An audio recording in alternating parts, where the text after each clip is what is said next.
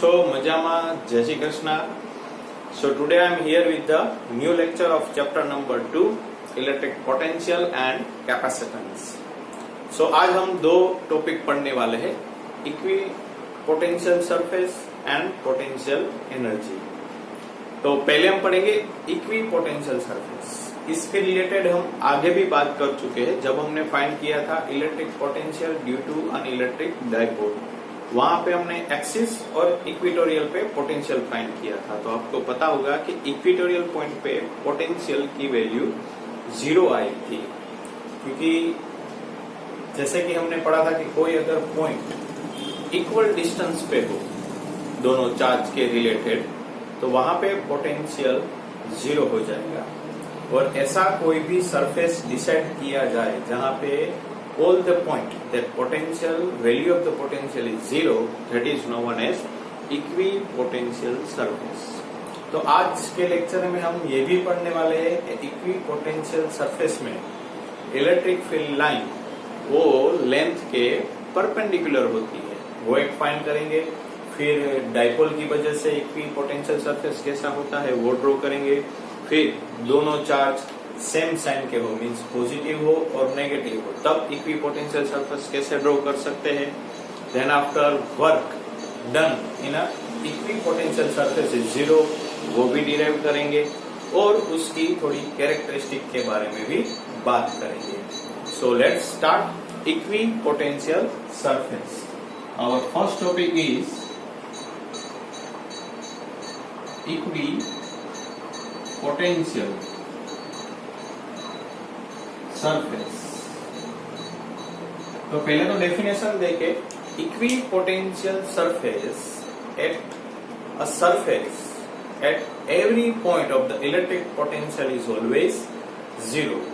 Means अगर alternate word में हम बोले, in other words, that a surface where the electric potential at every point is 0, that is known as equipotential surface. Complete. चलिए first definition लिख देते हैं. The surface where each and every point the electric potential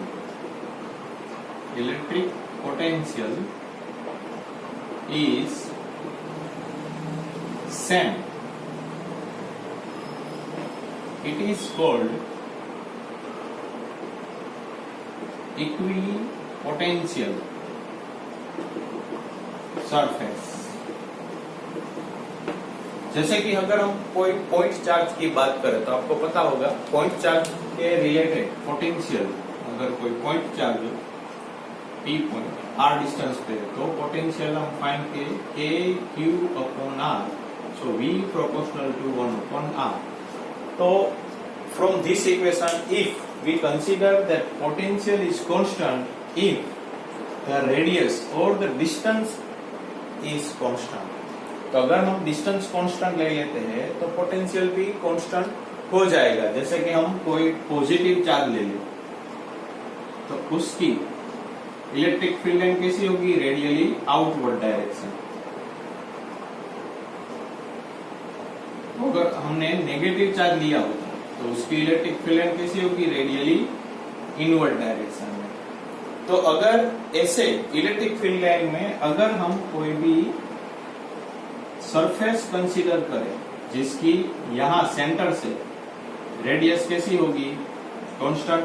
each and every point on the surface that distance is constant, then potential also constant. So that is known as equipotential surface, and we can draw many of equipotential surface. Complete. Another surface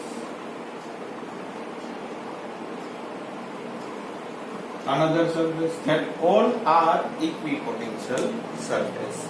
Here we can see that electric field line or the radius is always perpendicular to the point of the surface. So we can say that electric field line is also normal to the equipotential surface. वो तो हम proof करेंगे, लेकिन आपको ये बात ध्यान में रखनी है that electric field in equipotential surface, electric field and angle between the electric field and length is perpendicular, means 90 degree. Electric field line always perpendicular to the surface. कोई अनदर एंगल में नहीं होगा, ऑलवेज नॉर्मल में होगा, वो आपको याद रखनी है, ठीक है। अब हम ड्रॉ करेंगे ड्यू टू अ डाइपोल। अब डाइपोल में तो आपको पता होगा, डाइपोल में पॉजिटिव और नेगेटिव चार्ज आता है, तो पॉजिटिव और नेगेटिव चार्ज के बीच में तो अट्रैक्शन होता है, तो उसी तरह हम इक्विपोटेंशियल सरफेस ड्रॉ करेंगे। ये हो गया माइनस क्यू चार्ज और ये प्लस क्यू चार्ज। फिर यहां पे ड्रॉ करेंगे इक्विपोटेंशियल सरफेस।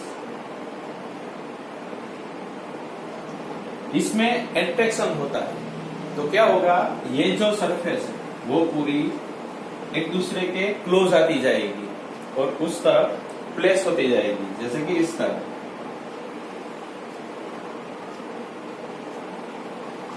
यहां पर भी ड्रॉ कर सकते हैं।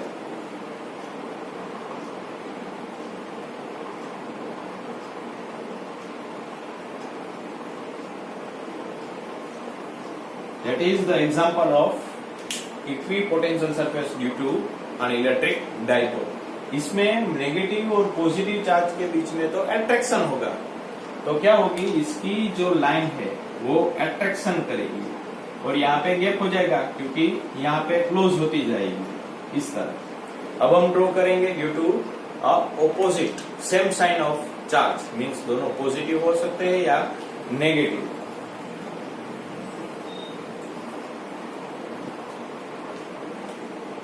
Positive charge, positive charge. आप इसी तरह नेगेटिव चार्ज के रिलेटेड भी ड्रॉ कर सकते हैं।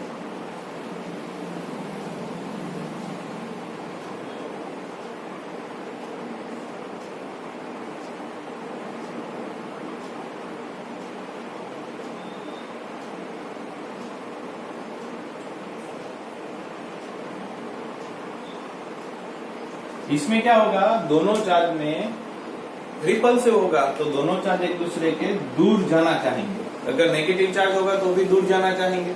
तो इसी तरह इसमें जो इक्विपोटेंशियल सरफेस है वो यहाँ पे गैप ज्यादा होगा कंपेयर टू यहाँ पे। इलेक्ट्रिक डाइपोल में कैसा था, यहाँ पे गैप कम था, यहाँ पे गैप ज्यादा था, लेकिन अगर सेम साइन चार्ज हो तो बीच में ज्यादा गैप हो सकता है, ठीक है।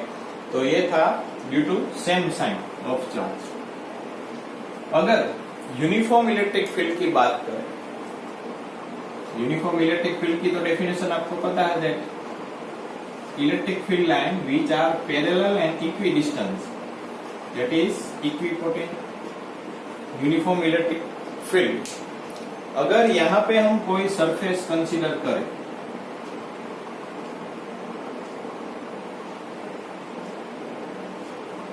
इस तरह,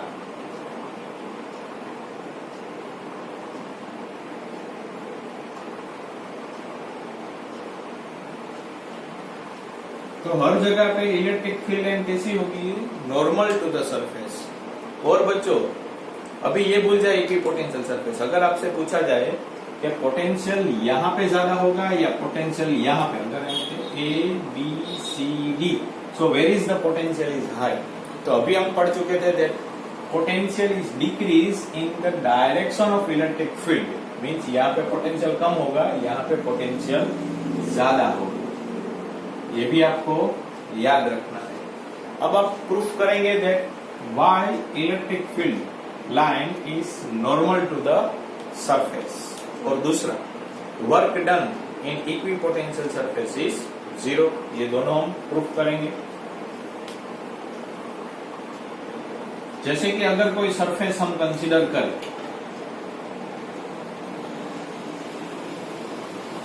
और यहाँ पे कोई चार्ज है ए पॉइंट पे और उसे हमें ले जाना है बी पॉइंट पे, तो हम पोटेंशियल डिफरेंस का इक्वेशन क्या लिख सकते हैं, potential difference is equal to work done external पर चार्ज Q। अब यहाँ A से B ले जाना है तो हम क्या लिखेंगे, VB minus VA final minus initial W external per Q। लेकिन in equipotential surface the potential are always same, तो पोटेंशियल का डिफरेंस क्या हो जाएगा, 0। W external per Q, so W external is equal to 0। इसके रिलेटेड आपको पूछा जा सकता है सम, ठीक है, तो ये आपको याद रखना है। ये वर्क हम दूसरी तरह से भी जीरो फाइंड कर सकते हैं, जैसे कि आपको ये चीज भी याद रखनी है, अगर सर्कल हो, स्फीयर, यहाँ पे Q चार्ज रखा गया है और यहाँ पे स्मॉल Q चार्ज है, उसे हमें यहां से यहां लेकर जाना है, कंप्लीट। तो यहां से तो ये डिस्टेंस सेम रहेगा।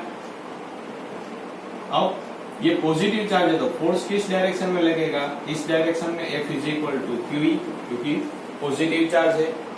और डिस्प्लेसमेंट हम किस डायरेक्शन में कर रहे हैं, इस डायरेक्शन में। अगर यहाँ पे मैं टेंजेंट ड्रॉ करूं dr, डायरेक्शन के फाइंड करने के लिए अगर टेंजेंट ड्रॉ करूं और टेंजेंट और फोर्स के बीच में जो एंगल होगा वो होगा 90 डिग्री।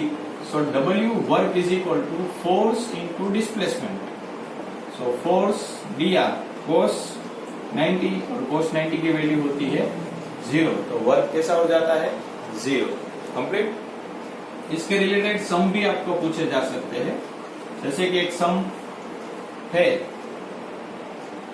आपको एक सेमी सर्कल दिया गया जिसका रेडियस को स्मॉल आर, यहाँ पे A B, यहाँ सेंटर पे चार्ज रखा गया हो Q, और किसी स्मॉल चार्ज को हमें A से B लेकर जाना है, then what is the work done by the electric field. तो आपको याद रखना है that work done by electric field is 0 because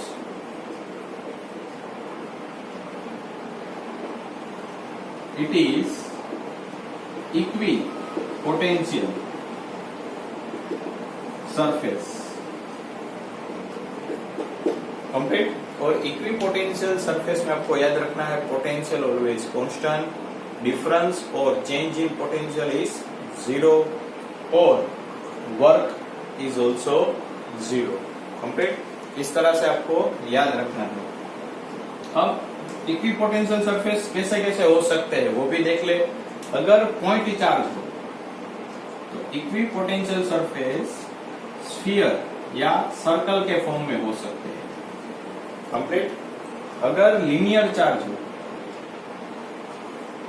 यहां पर ऐसे,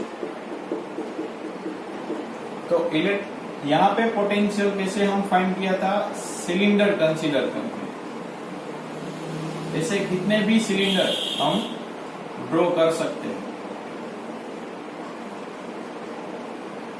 कंप्लीट।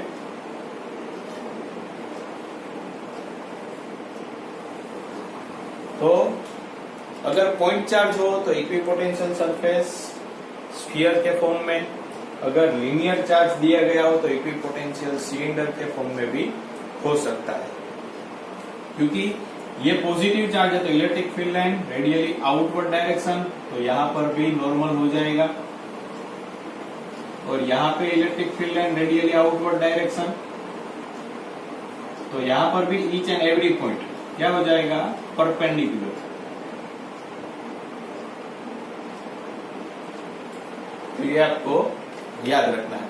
अब हम प्रूफ करेंगे कि इलेक्ट्रिक फील्ड लाइन कैसे नॉर्मल होती है, why electric field line normal to the surface, complete.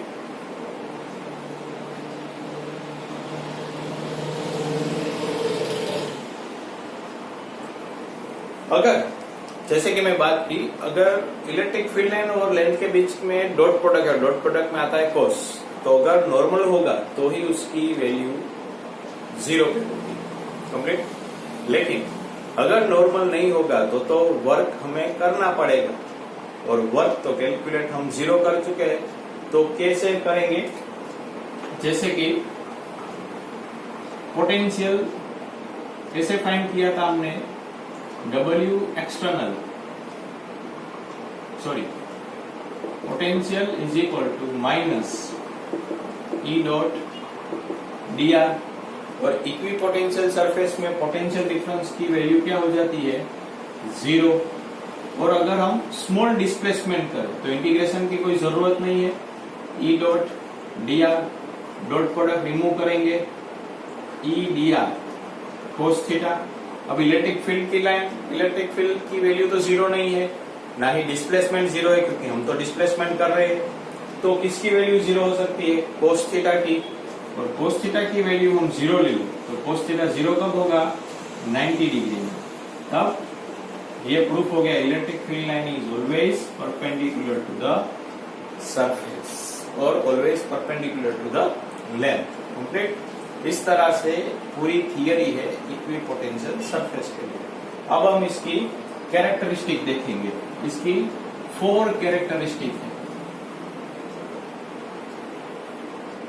अब हम देखेंगे the characteristic of electric potential surface. The characteristic of equipotential surface. First characteristic, the equipotential surface offer an alternative usual picture in addition of picture of electric field line over a charge configuration. क्योंकि equipotential surface अगर हम draw करें, जैसे कि positive charge की बात करें, तो अगर हम इलेक्ट्रिक पोटेंशियल ड्रॉ करें पोटेंशियल सरफेस, तो electric field line radially outward direction में, तो जैसे कि विच सरफेस नियर टू चार्ज है वहां पे इलेक्ट्रिक फील्ड कैसा होगा? स्ट्रॉन्ग होगा। और जैसे ही डिस्टेंस बढ़ता जाएगा इलेक्ट्रिक फील्ड की वैल्यू कैसे हो जाएगी? कम हो जाएगी। These surface are near in strong electric field and far in weak electric field. यहाँ पास में इलेक्ट्रिक फील्ड ज्यादा होगा तो सरफेस कैसी होगी? क्लोजर होती जाएगी। और दूर होगी वहां पे इलेक्ट्रिक फील्ड लाइन भी कैसे होगी? वीक हो जाएगी। कंप्लीट। ये हो गया फर्स्ट। अब second characteristic, the work done is 0 to moving a unit test charge over an equipotential surface. Equipotential surface में कोई भी वर्क डन की वैल्यू 0 हो जाएगी। जैसे कि हमने एक सम भी कैलकुलेट किया था। Now third, the electric field line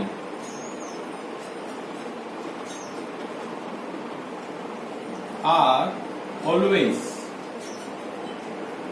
normal to the every point to the every point on the equipotential surface. Equipotential surface. And the last, two equipotential surface never intersect with each other. जैसे कि एक example ले, एक surface इस तरह है और एक सरफेस इस तरह है.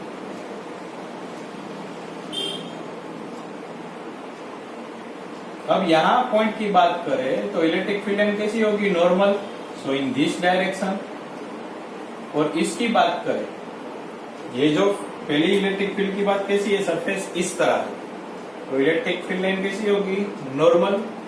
जो दूसरा सरफेस है वो इस तरह है, तो उसमें इलेक्ट्रिक फील्ड लाइन कैसी होगी? इस डायरेक्शन में. तो हम एक ही पॉइंट पे इलेक्ट्रिक फील्ड की दो डायरेक्शन नहीं ड्रॉ कर सकते. So equipotential, two equipotential surface never intersect with each other. तो ये पूरी कहानी थी इक्विपोटेंशियल सरफेस की. कंप्लीट.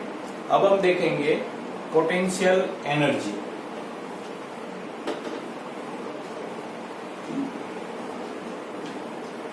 अगर आपको 11th में ग्रेविटेशनल पोटेंशियल एनर्जी अगर अच्छे से याद हो तो ये एनर्जी समझने में कोई प्रॉब्लम नहीं होगी. तो अब तक हमने पढ़ा, अगर कोई पॉइंट चार्ज हो, वहां पे r डिस्टेंस पे p पॉइंट हो, तो वहां पे अगर हमें इलेक्ट्रिक फील्ड फाइंड करना है ड्यू टू पॉइंट चार्ज, तो इलेक्ट्रिक फील्ड होगा kq upon r square, potential होगा kq अपॉन r, और potential energy which is denoted by U वो होगी 0, क्योंकि potential energy is not defined by a single charge. Potential energy को describe करने के लिए आपको सिस्टम ऑफ चार्जेस चाहिए. There are need a system of charges to describe the electric potential energy. There is A no potential energy of a single charge. और आपको वो भी चीज याद रखनी है that potential at infinite is 0, that potential energy is also 0 at infinite. Complete. वो चीज आपको याद रखनी है. तो अगर हम पहले फाइंड करेंगे potential energy due to 2 charge, then after potential energy due to 3 charge. Complete. So पहले हम फाइंड करेंगे potential energy due to a 2 point charge. उससे पहले थोड़ा आपको 11th के बारे में याद होना चाहिए. जैसे कि potential energy is not important but change in potential energy is important. जैसे कि इनिशियल कोई Q1 एंड Q2 चार्ज इस तरह है और फाइनल में हमें Q1 एंड Q2 चार्ज इस तरह कर देना है.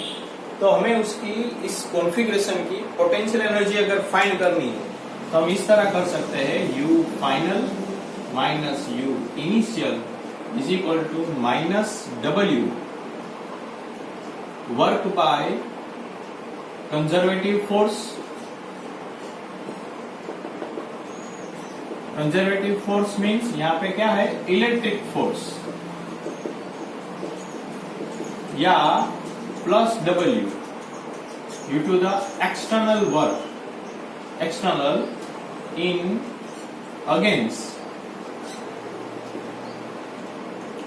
the electric field.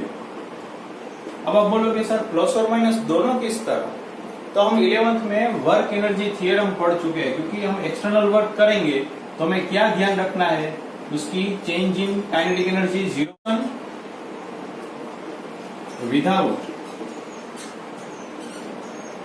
एक्सेलरेशन. ये दोनों चीज हमें ध्यान में रखनी है. अगर एक्सेलरेशन में चेंज नहीं होगी तो काइनेटिक वेलोसिटी भी चेंज नहीं होगी, वेलोसिटी में चेंज नहीं होगी तो change in kinetic energy zero हो जाएगी। जैसे कि हम 11th में पढ़ चुके हैं work energy theorem, that total work is equal to done by the system is equal to the change in kinetic energy। अब टोटल वर्क कौन सा करेंगे? फर्स्ट है कंजर्वेटिव के लिए और दूसरा है external change in kinetic energy zero. So W conservative is equal to minus W external. तो एक प्लस और एक माइनस लिखे तो भी हम पोटेंशियल एनर्जी फाइंड कर सकते हैं। तो इसी तरह हम फाइंड करेंगे potential energy due to the system of two charges. So our first case is potential energy of the system of two charges। अब इस केस में हम क्या लेंगे? अगर कोई दो charge Q1 and Q2 infinite में है और उसे हमें उठा के कोई P पॉइंट पे लाना है, तो उसकी पोटेंशियल एनर्जी चेंज होगी, वो हमें फाइंड करना है। हम फाइंड करेंगे change in potential energy final minus initial is equal to total work. So final minus initial, हम वर्क कैलकुलेट करना है तो बारी बारी भी ला सकते हैं, चार्ज को एक साथ भी ला सकते हैं, आप कैसे भी ला सकते हो, वो कोई इश्यू नहीं है। लेकिन हम बारी बारी लाएंगे क्योंकि इसके बाद जो थियरी है system potential energy due to the system of three charges, तो उसमें भी हम बारी बारी लाएंगे। So work external work to bring Q1 charge plus work external to bring Q2 charge. अब यहाँ पे एट इनफाइनाइट पोटेंशियल एनर्जी क्या हो जाएगी? जीरो। अब एक्सटर्नल वर्क Q1, अब Q1 चार्ज को लाने के लिए कोई वर्क नहीं करना पड़ेगा क्योंकि यहाँ पे कोई चार्ज या फील्ड नहीं है। हम एक्सटर्नल वर्क कब करेंगे? जब अगेंस्ट द इलेक्ट्रिक फील्ड हो। यहाँ पे तो कोई चार्ज या फील्ड है ही नहीं, तो Q1 चार्ज को यहाँ पे लाने के लिए हमें कोई वर्क नहीं करना पड़ेगा। और अगेंस्ट वर्क किस लिए? क्योंकि यहाँ पे अगर पॉजिटिव चार्ज होता तो इस चार्ज को क्या होता? रिपल्सिव, तो हमें अगेंस्ट वर्क करके उसको यहाँ पे लाना पड़ता। अगर नेगेटिव चार्ज हो तो एट्रैक्शन हो जाता है, लेकिन हमने क्या कंसीडर किया है? द मोशन विदाउट एक्सेलरेशन, तो उसको स्लोली स्लोली स्लोली लेके जाना पड़ता। और स्लोली कब लेके जाते हैं? जब एट्रैक्शन फोर्स के ऑपोजिट हम एक्सटर्नल वर्क करते, वो अगेंस्ट द फील्ड हो जाता। तो यहाँ पे कोई चार्ज या फील्ड नहीं है, तो Q1 चार्ज को यहाँ पे लाने के लिए हमें कोई वर्क नहीं करना पड़ेगा। So W external to bring Q1 charge is zero. अब Q2 चार्ज को लाएंगे, लेकिन Q2 चार्ज को लाएंगे उसके पहले यहाँ पे Q1 चार्ज तो ऑलरेडी है ही, और Q1 चार्ज जब होगा तो वो अपना पोटेंशियल भी क्रिएट कर देगा, उसकी ड्यू टू उसकी इलेक्ट्रिक फील्ड लाइन भी क्रिएट होगी। तो अगर Q2 चार्ज को हम यहाँ पे लाएंगे तो अगेंस्ट वर्क करना पड़ेगा। Complete. So W external for Q2, so W external की वैल्यू थी Q2 into change in potential UF is equal to Q2। Change in potential means VP minus V infinite UF Q2। Potential at infinite तो क्या हो जाएगा? Zero. और P point पे हमें तो पता है चार्ज की वजह से potential KQ1 on R। So potential की वैल्यू हो जाएगी KQ1 Q2 अपॉन R। और अगर सेम चार्ज हो तो पोटेंशियल की वैल्यू हो जाएगी U is equal to KQ square upon R। अब तो और दिक्कत बढ़ गई आपके लिए।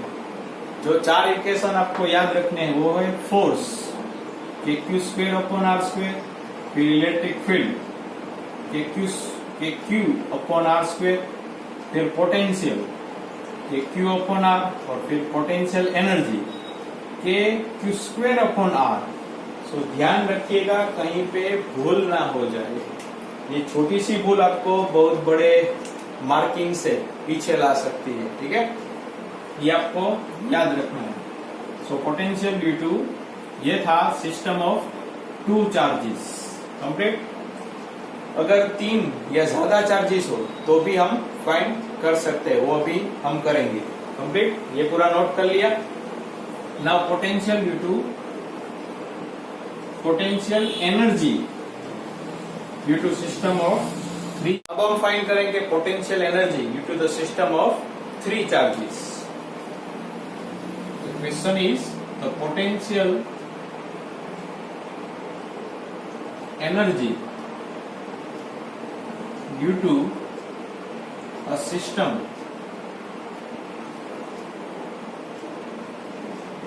of 3 charges। So हमें कंसीडर करना है 3 चार्ज, Q1, Q2, Q3, तीनों टेस्ट चार्ज और पॉजिटिव चार्ज है।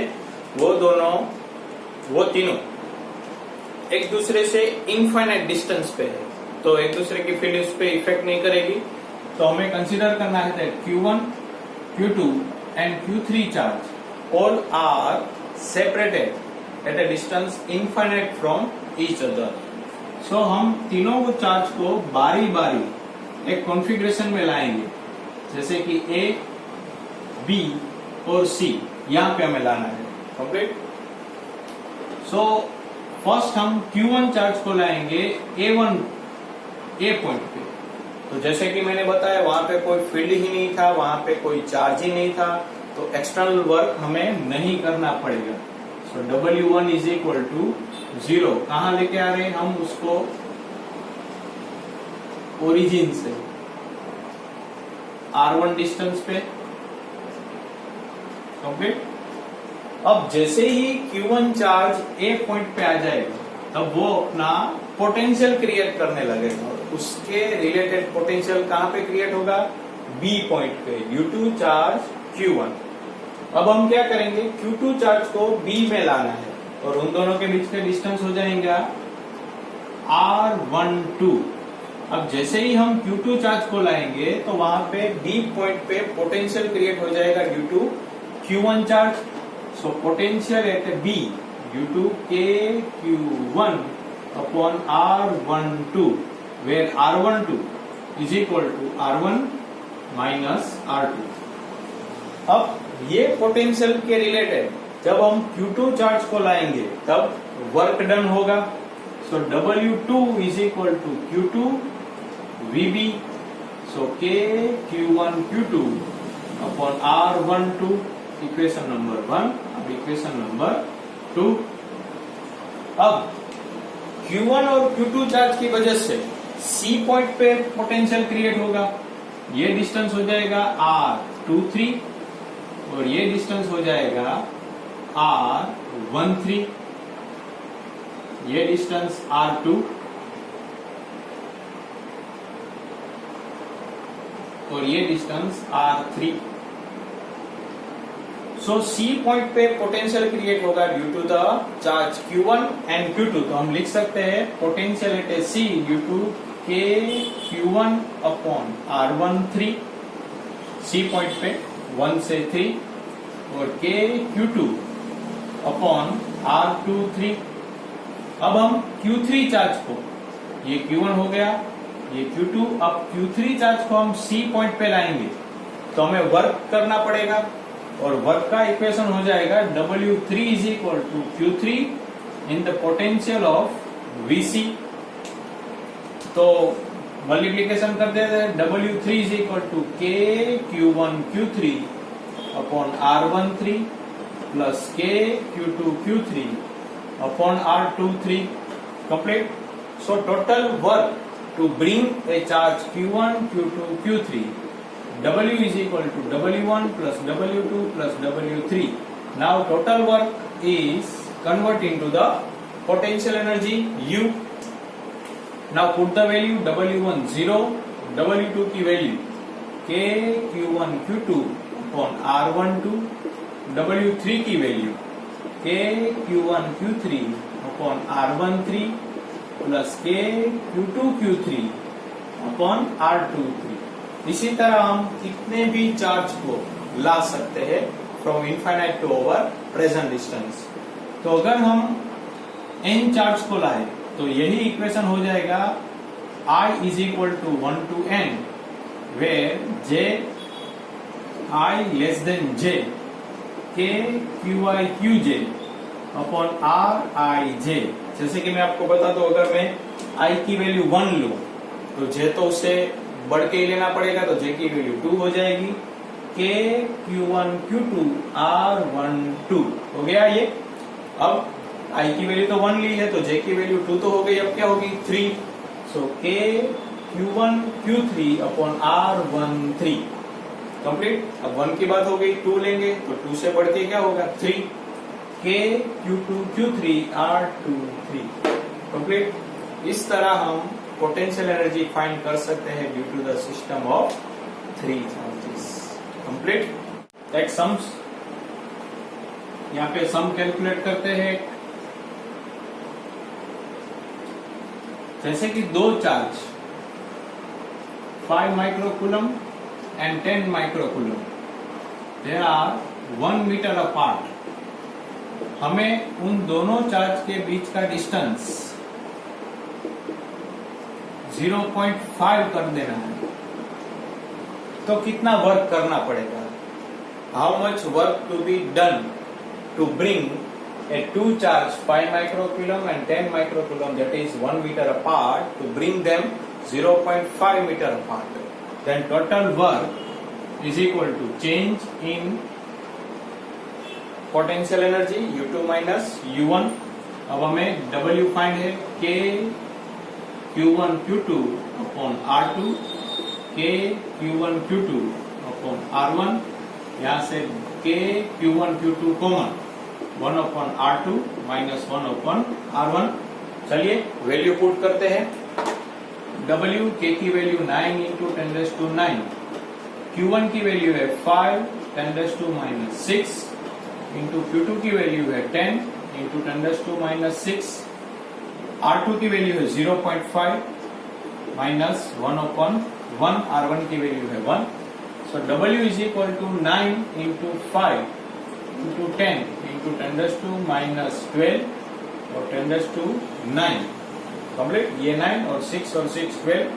यहाँ पे 1/0.5 is equal to 2 minus 1। So W is equal to 95 minus 12 plus 9, so -3 और यहाँ पे -2, 2 minus 1 1। So W is equal to 45 into 10⁻2 joule. इस तरह से कैलकुलेट कर सकते हैं। पोटेंशियल एनर्जी की वजह से हम वर्क भी कैलकुलेट कर सकते हैं।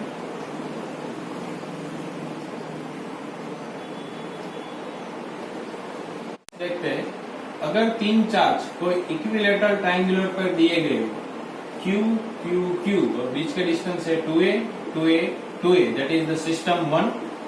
अब हमें इस सिस्टम को वर्क करके इस तरह कन्वर्ट कर देना है, Q Q Q और A A A। Then net work to change this system. So change in potential energy UF minus UI is equal to W external. Now W external is equal to UB minus UA। अब U की बात करें तो simple equation है K Q square upon R with sign लेना है, लेकिन यहाँ पे तो पॉजिटिव चार्ज है तो कोई प्रॉब्लम नहीं है। यहाँ पे 1 2 3 चार्जेस है, सो 3KQ upon distance A square ले लेते हैं। अभी B की बात करें, B की बात हो गई, सिस्टम B भी ले A और ये B ओके। अब A की बात करें तो 3KQ स्क्वायर अपॉन 2A।